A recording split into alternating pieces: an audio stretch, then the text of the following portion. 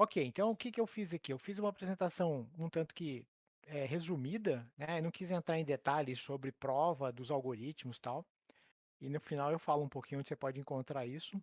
Eh, eu vou dar um pouco das ideias sobre aplicação, né? E os dois algoritmos principais aí desse assunto, tá bom? Ok.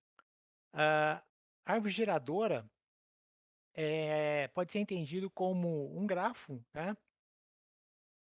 Que é que tem um subconjunto de arestas, né, que conecta todos os vértices de V, bem. Bom, algum detalhe importante é o seguinte, né, que esse grafo, ele é não orientado, ele é conexo, a ideia é que de qualquer ponto você consegue chegar em um outro ponto, e ele tem peso, né, ele é ponderado, ok? Tem algum valor para as arestas. Bom, nós vamos notar que num grafo, nós podemos ter um conjunto enorme de árvores geradoras, beleza? A gente pode criar lá vários subgrafos, vamos dizer assim. O que nós estamos interessados, né, deste conjuntão de subgrafo, né, é em um, né, cuja soma dos pesos das arestas seja a menor possível. Entenda que esse subgrafo ele não pode ser não pode ter ciclo, bem, então ele é uma árvore. Então, essas são as condições ali. Bom, então vamos dar um exemplo aqui, né, muito simples, né, desse grafo ali, que tem os vértices A, B, C, D, E, as arestas, 6 arestas, os pesos nessas arestas, ok? E alguns subgrafos, né, que você vai notar que está naquela condição. Todos os vértices do grafo original estão aqui, né, e você consegue, de qualquer vértice alcançar um outro vértice, beleza? E não tem ciclo, tá? E ele também não é direcionado.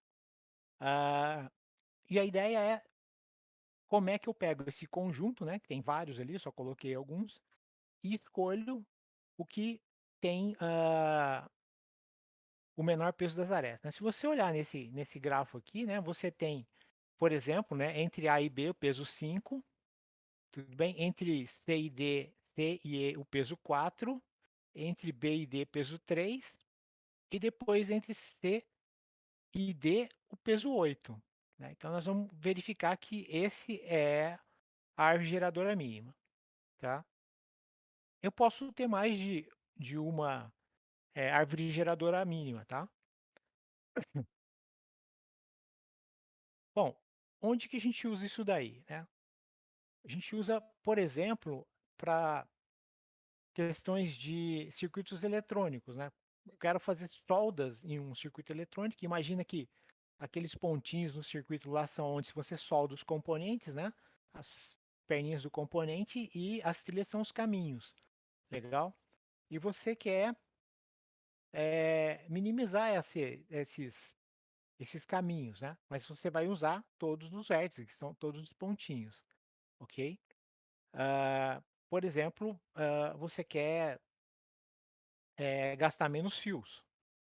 Um outro exemplo é a questão de rotas, né? Imagina que você tem aeroportos num país e é muito complicado você fazer rotas, né, de todos com todos, né? Imagina você tem, sei lá, 4 aeroportos aqui no estado de São Paulo, mais 5 ali no estado de Minas Gerais, você não consegue fazer um esquema onde de todas as cidades vá para todas as cidades. Isso vai ficar muito custoso, muito complicado, né. Então, geralmente, eles planejam, né, trechos, né, e rotas mais específicas. Por exemplo, é muito comum você ter um hub, né, Campinas é um hub, São Paulo é um hub, Belo Horizonte é um hub, e as cidades menores, como Bauru, Araçatuba, se conectam nesses hubs, né, e depois esses hubs se conectam em hubs maiores, né. É bem a cara da internet também, ok? E você pode verificar, né, nesse grande mapa ali, né, quem se conecta com quem, sempre buscando eh, rotas menos custosas, tudo bem? na aviação isso é um complicador, né, porque às vezes você vai, sei lá, você quer sair de Bauru, chegar lá em Campina Grande, né, o Paula foi com a gente lá, você fica fazendo pula-pula, né, você sai, vai para Campinas, de Campinas você vai para um outro lugar, depois, né, vai pulando, mas você chega, tudo bem? A questão de como gerar essa árvore geradora mínima, né, ela já é um tanto que antiga, você vê as datas desses algoritmos aí, né? Alguns dos algoritmos mais conhecidos, né, são esse Kruskal, foi tratado acho que em 1956, mas na realidade ele reescreveu uma ideia que já tinha sido tratada anteriormente, né? O Prim é a mesma coisa, em 57, e esse mais antigo, né, que é o pronúncia complicada, né, Boruvka, que foi publicado, né, a ideia em 1926, né? Essa apresentação vai tratar somente desses dois primeiros aí, né? Vai falar um pouco do Kruskal e vai falar do Prim, beleza? Bom, então eu falei, se você quiser saber um pouquinho da teoria, né, da base desses dois algoritmos, você pode ler o livro do Cormer. O Cormer deve ter umas 4, 5 páginas que ele conta isso daí, um pouco, muita anotação matemática, mas é fácil de entender. Bom, beleza. Então, esse aqui é a ideia do algoritmo, tá? Eh, e como havia comentado nas aulas passadas, ele usa o conceito de joint set, tá? O que, que ele tenta fazer na realidade, tá? Ele tenta, eh, no começo ali, né? O A é onde ele vai armazenar essa árvore geradora, tudo bem? Então ele no A está vazio e ele vai armazenar o conjunto de vértices que vai formar essa árvore geradora. A ideia principal é que para gerar essa árvore, né, você tem algumas restrições, tudo bem? Por exemplo, uma delas você não pode criar um ciclo, né? Você não pode criar, por exemplo, A, C, D, B, A de novo, tá? Então você tem que considerar essa situação. E além disso, você tem que considerar a questão dos pesos, né? Porque você quer gerar a árvore de menor valor, tá bom? Então, como é que ele faz isso, tá? Primeira coisa que ele faz é onde ele vai armazenar os vértices está vazio. Aí para cada um dos vértices, no começo, cada um dos vértices é um conjunto disjunto. Só ele faz parte daquele conjunto. Então, no caso ali, por exemplo, eu teria, né, 6, beleza? Aí, à medida que ele vai verificando, por exemplo, ele vai pegar o A e o C, tá? Ele vai verificar que dá para ligar, ele vai fazer a união, né, do A e do C no mesmo conjunto, tudo bem? Bom, a ideia principal dele é fazer pegar todas as arestas, né, e fazer um sorte em ordem crescente de peso, né, do menor para o maior, beleza? Bom, num grafo pequeno, tá, isso é tranquilo, mas quando o grafo cresce, então você tem um peso, né, o peso que eu digo é um custo para fazer isso aí, ok? Então, seu algoritmo de sorte, ele meio que, né, representa, né, um custo computacional grande para essa proposta aí do Kruskal, tá? Beleza, então, o que ele vai fazer? Ele vai pegar, né, o conjunto de arestas, legal, e vai verificar, a primeira aresta no caso, né, é aquela que tem o menor peso, beleza? Deixa eu mostrar aqui. Ah lá, tudo bem? E aí ele vai pegar isso daí e vai verificar se eles fazem parte do mesmo conjunto. Tá? Eles vão verificar que na primeira vez eles não são, né? Porque estavam em conjuntos separados. Então ele vai unir esses dois vértices, né? No conjunto A lá, tudo bem? Então ele vai fazer um find aqui e depois ele vai fazer um union, como você viu, tá? E vai repetir para a próxima, né? Ele vai repetir para a próxima, quer dizer, agora ele já resolveu a primeira aresta ali, ele vai verificar qual que é a segunda de menor peso. Tá lá, tudo bem? Então ele vai ficar executando esse laço aqui, né? Até terminar ok? As arestas ali, tá bom? Então ele vai olhar aqui, vai verificar que é o 4, tá? Ele vai verificar que, eles não estão no mesmo conjunto, tá bom? E aí ele vai fazer uma união, então ele vai para o A, beleza? Depois ele vai fazer a mesma pergunta, né, qual que é, já tirou a de peso 3 e de peso 4, ok, tá em ordem crescente de peso, a próxima é a 5, tá? Ele vai fazer a mesma coisa, ele vai verificar que ela não está lá, ele faz a verificação para evitar ciclos, tá? E aí ele vai incluir isso no conjunto A, hã, e vai pegar o próximo, tá? Então o próximo ele vai olhar aqui, quem que é, né, é 8, legal. Ele vai fazer a mesma coisa, tá? E ele vai verificar as outras também, mas no caso elas não estão mais, né, elas não vão estar mais, desculpa, vão estar aqui no conjunto, então ele não vai poder incluir aqui, tá? Bom, esse algoritmo aparentemente é muito simples, né? A complexidade dele é E log E. Você vai perceber que geralmente num grafo, né, você tem mais arestas que vértices. Ah, e se, por exemplo, você tiver uma situação onde você tem um grafo muito denso, né, você vai precisar pensar num tipo de implementação que meio que agilize o processamento, tá? Ah, eu acho que assim, tem pequenas melhorias que você pode conseguir nisso, mas do modo geral vamos entender que é E log E, tá bom? O próximo algoritmo é o algoritmo de Prim. Ele usa uma estratégia um pouco diferente do, do Kruskal. Só para comentar, né, naquele segundo slide eu disse que eles usam uma estratégia gulosa, tudo bem? Algum tipo de estratégia gulosa para resolver essa questão. Bom, aqui, o que que ele faz, tá? Ele também tem o conjunto A ali, só que ele faz um esquema um pouquinho diferente, que ele usa ali um conceito de chave e pai. Eu vou tentar explicar isso aí melhor. E aqui na chave, olha, o que que ele faz? Tá vendo o R aqui? É assim, você pode começar de qualquer vértice, tudo bem? Então vamos pegar o vértice A aqui, tranquilo? Então no começo ele coloca para todo vértice, né, a chave infinita e o pai nulo, tudo bem? E vamos começar do A aqui. Ah, e o Q é uma cópia de V, tá? Você vai notar que ele vai eliminando os vértices, tudo bem? Vai removendo até que o Q fique vazio, tá bom? A hora que o Q fica vazio nesse laço aqui, ele termina. E o resultado da árvore geradora mínima você vai encontrar em A, tá bom? Beleza. Então, só para rodar aqui para ver, né?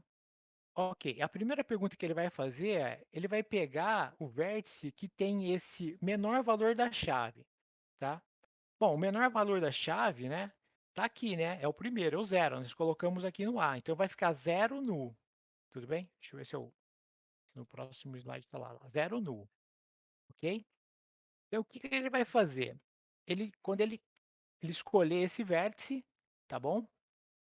Que estava zero nu, ele vai remover de Q esse vértice aqui embaixo, tá bom? Ele vai verificar o seguinte, o pai dele é nu, desculpa, é diferente de nu? Bom, na primeira vez ele é nu, né? Então ele não vai vir para essa união aqui, tá? Ele vai rodar para baixo aqui. O que que ele vai fazer? Ele vai ver todas as adjacências do vértice aqui, tá? Quem são adjacentes a A? É o B e o C. Então, para esses caras que são adjacentes, legal? Ele vai verificar se a chave que está lá, lembre que a chave que está lá era infinito, né? Era um valor muito grande. Ele vai verificar que se a chave que está lá nele é menor, ou desculpa, que é maior que o valor do vértice, do valor do peso da aresta, tá bom? Se for, ele troca, tá? Então por isso que ele colocou aqui 10 e colocou 5 aqui, tá? Da mesma forma que ele atualizou quem é o pai, então ele botou A aqui, tá bom? Aí ele vai iterar de novo aqui, né, ele vai vir aqui e perguntar de novo, né. Agora, quem que é no que, tá, que tem o menor valor da chave. Então, no momento eu tenho o 0, né, que eu estava usando, eu tenho o 5 e eu tenho o 10, tudo bem? O 0, o A já processei, porque não está mais em que aqui, já tirei ele de que, então eu vou ficar entre esses dois, o 10, o B ou o C, beleza? Nós vamos notar que nós vamos pegar o menor é o 5 aqui, tá? Aí ele vai fazer a mesma pergunta, certo? Ele vai tirar esse C do conjunto Q, tá bom? Vai colocar a aresta, né? A, C em A, tudo bem? E vai verificar, porque ele vai verificar que o pai dele não está nulo, né? Porque o pai dele está A, legal? Então ele vai executar essa união aqui, né? Que é exatamente colocar a aresta aqui em A, beleza? E aí ele vai pegar todos os adjacentes dele. Quem são adjacentes? O D e o E, tá? E ele vai atualizar, né? Ele vai verificar isso aqui, né? O valor da chave, tá bom? E ele vai atualizar, e obviamente, esses caras aqui estão em Q, né? O D e o E estão em Q ainda, tá? E o valor dessa aresta aqui é menor que a chave, né? Tá? Então, esse valor, porque a chave estava nulo, lembra? Desculpa, estava infinito. Então, o D estava infinito. Ele vai colocar o quê? Vai colocar 8 lá e vai dizer e colocar como pai o C. A mesma coisa aqui no vértice E, ele vai fazer isso, né? Ele vai colocar o valor da aresta, porque antes estava infinito, e agora ele vai colocar o valor do pai. Beleza? Ah, beleza. Aí ele vai. Isso, ele vai colocar depois, na próxima rodada, a gente vai ver isso aí. Ele vai colocar essa aresta aqui no conjunto. Bom, rodou de novo, tudo bem? Ele vai verificar quem que é o que tem o menor valor, tudo bem? O menor valor aqui agora é o 8, né? Tem 8 e 10 só, tem esses dois, o menor valor é o 8, ok?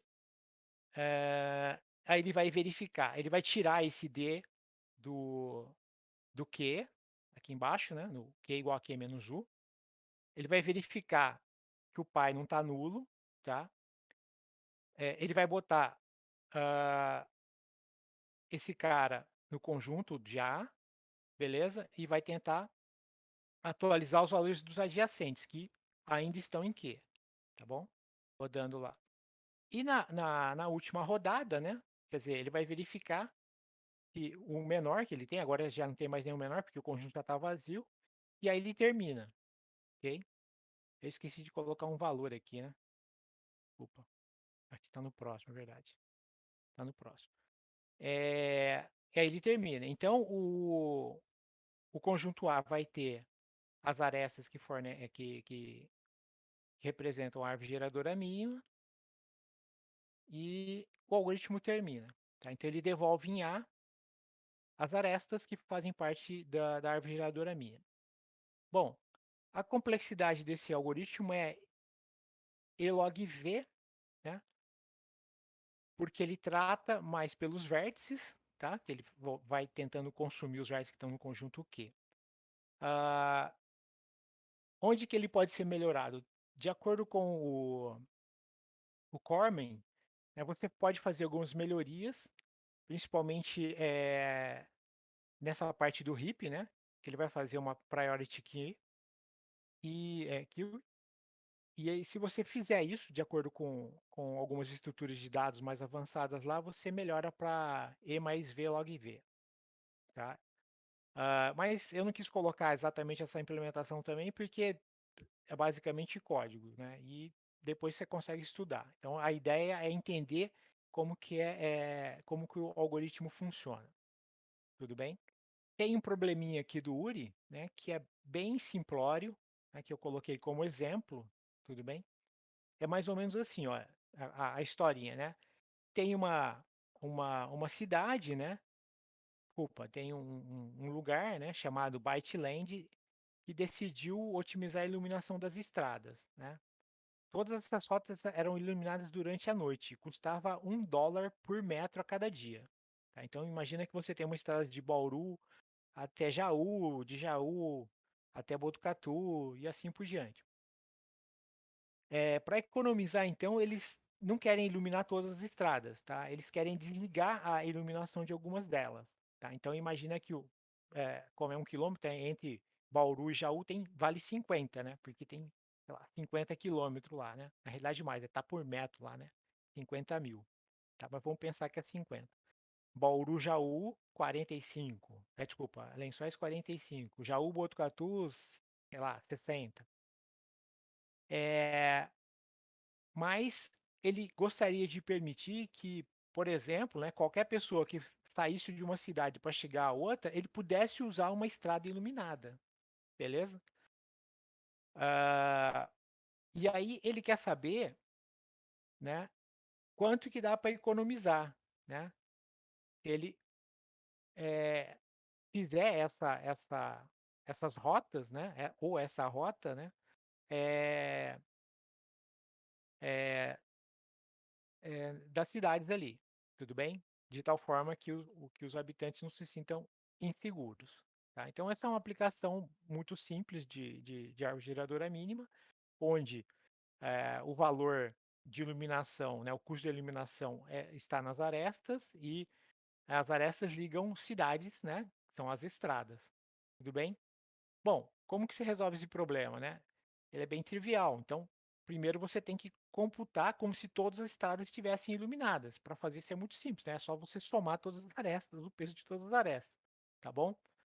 E depois você aplica Kruskal ou Prim e você vai só verificar, né, quais são as arestas dessa árvore geradora mínima, tá? E aí você vai ter esse custo, vai subtrair do custo total e vai ter o custo, ou melhor, né, o total economizado, tudo bem?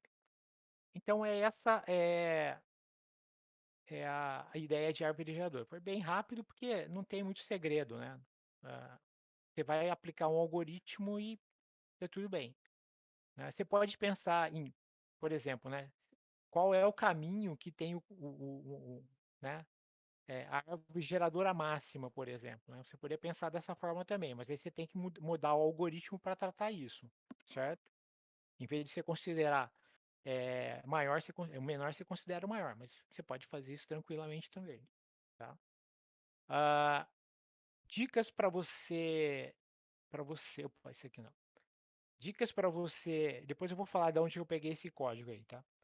Dicas para você identificar problemas deste tipo, né. Eu acho que a dica estaria aqui no começo, tá. Assim, que conecta todos os vértices V. Então, você pensa num grafo, legal, onde o número de arestas não vai ser igual ao do gráfico do original, mas o número de vértices vai, tá. Observe nesse aqui, né, em todos essas árvores que você vê aqui, né, você tem o mesmo número de, eh, vértices que tem o grafo principal aqui, mas o número de arestas é menor, tá bom. Então, situações onde você observar que levam para essa situação, né, do tipo, eu tenho que alcançar, esses lugares, mas eu tenho que manter o número de vértices, tudo bem, provavelmente vai aplicar algum, desses algoritmos ali. Agora, escolher sobre se é Kruskal ou Prim, depende realmente do tamanho, se tem mais vértices, tem mais aresta, mas geralmente tem mais aresta do que vértices, né. Então, eu acho que tanto faz você usar o Prim ou você usar o Kruskal. Tanto faz no sentido depende do tamanho dessas coisas, tá bom? Eu testei, esse exercício aqui com os 2 algoritmos, né, não vi a questão do tempo, mas eles são muito rapidinhos, né, eles resolvem rapidinho o problema. Ah, e para isso, eu recomendo eu olhei essa implementação aqui, desse site aqui do Boquian, tá, Eu não vou falar muito do código, porque assim, você não vai mudar muito o código da pessoa, né? E depende muito de como que ele vai resolver o problema. Então, se você comparar, por exemplo, a, a, a explicação em alto nível do algoritmo, né? Você vai ver que ele está presente aqui. Tudo bem? Tá lá. Esse aqui é o Cruscal, né? Tá vendo?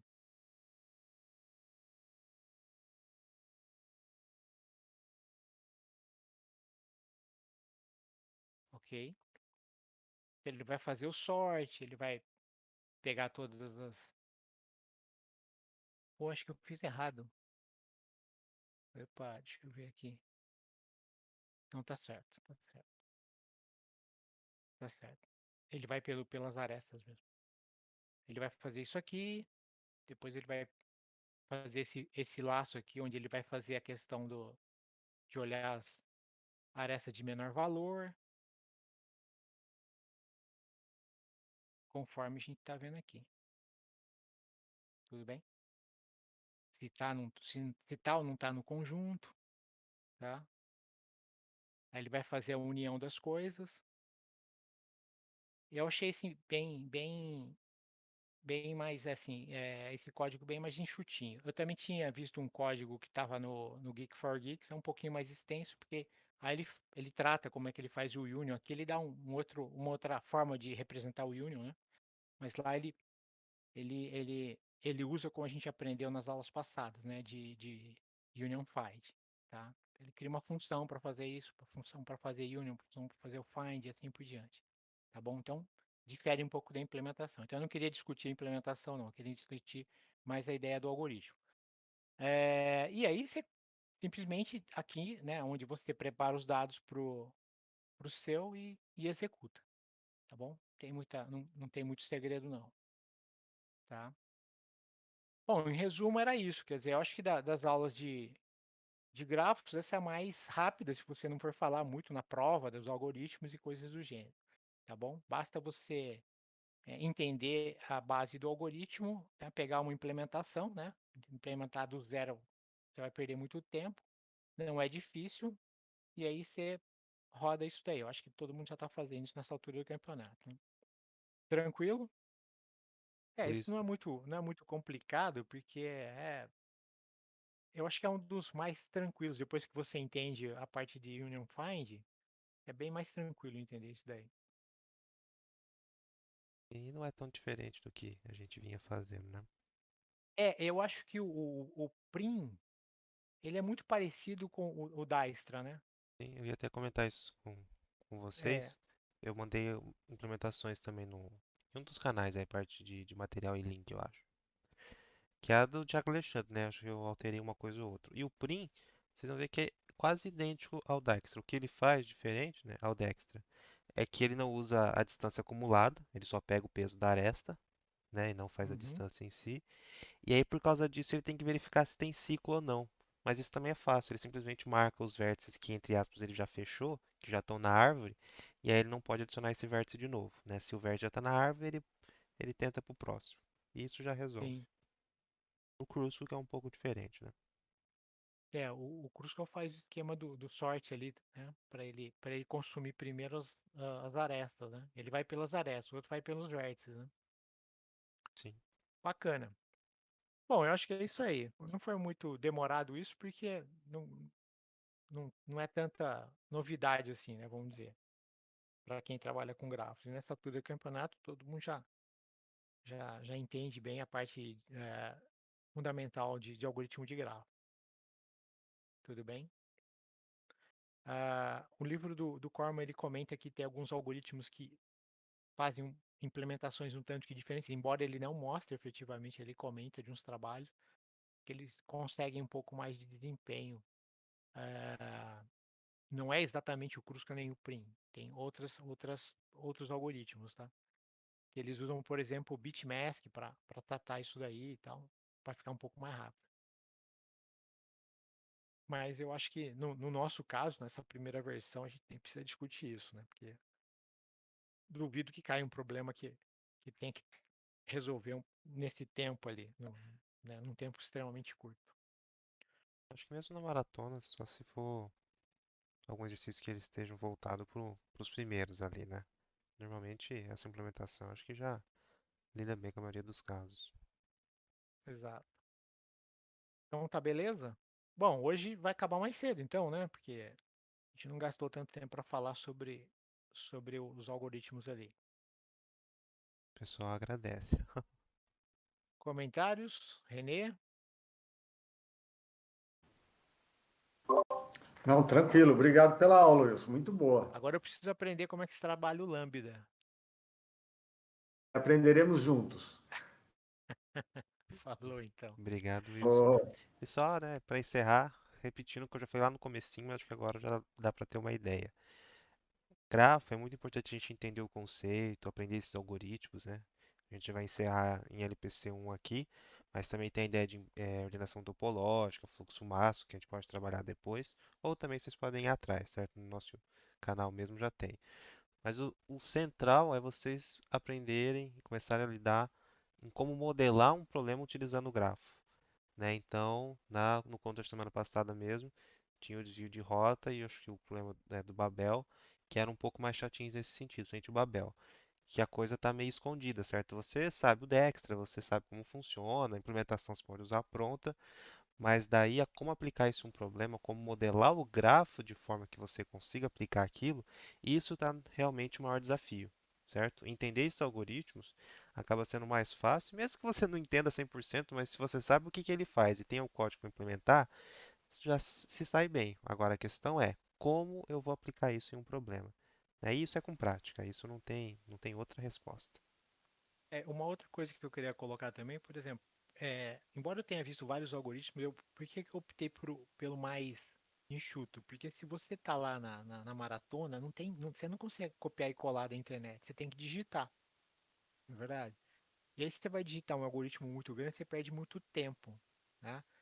Embora o algoritmo desse rapaz ele tenha algumas construções que ainda são complexas até para a gente, mas ele funciona. Você fala, aqui ele está fazendo isso, tudo bem, né? E eu testei antes, obviamente, pô, e funciona, mas é muito menos coisa para você digitar, né?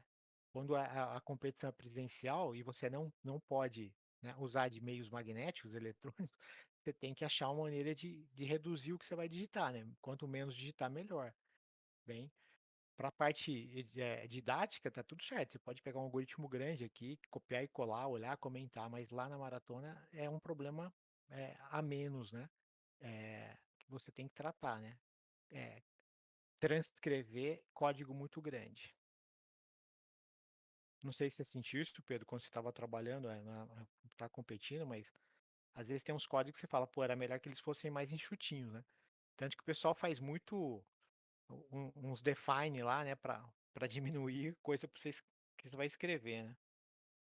Sim, com certeza. Isso do Define a gente nunca chegou a fazer, mas o pessoal de fato faz bastante, né? Até para leitura de dados e tudo mais. Mas agora que não está sendo presencial, ainda é mais fácil, né? Vocês podem ter código no computador, copiar e colar, isso não é problema. Mas no presencial, você pode levar material impresso, mas é na hora que você vai ter que digitar o código na mão. Eu lembro que os algoritmos de fluxo são muito chatos nesse sentido, de fluxo máximo. A gente ainda conseguiu umas versões mais enxutinhas do que a maioria que aparece na internet. Ainda assim, digamos que você tem que ter certeza que você vai usar aquilo, porque se você for implementar só para testar, você vai perder um tempo legal só codando, só transcrevendo o código do papel.